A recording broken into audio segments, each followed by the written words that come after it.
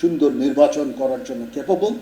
আমরা সবাই আগ্রহী, নির্বাচন কমিশন আগ্রহী, সরকার আগ্রহী, আপনার অ্যাডমিনিস্ট্রেশন আগ্রহী, পুলিশ আগ্রহী, সেনাবাহিনী আগ্রহী, বিমান বাহিনী, নৌবাহিনী, সবাই। সেখানে নির্বাচন না হওয়ার কোনো সুযোগ নাই। কিছু মানি ট্রানজ্যাকশন হতে পারে বিকাশের মাধ্যমে, সেটা নির্বাচনকে প্রভাবিত করার জন্য, অর্থের লেনদেন ইত্যাদি। আমরা নির্বাচন কমিশনের সাথে কথা বলেছি। প্রত্যেকটা কনস্টিটুয়েন্সিতে কিছু ক্রিমিনাল থাকতে পারে, সবাই এই ধরনের অপকর্ম করবে না।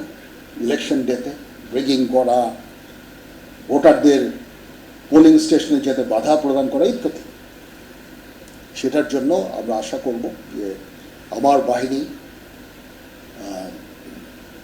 এদের বিরুদ্ধে অ্যাকশন নেবে।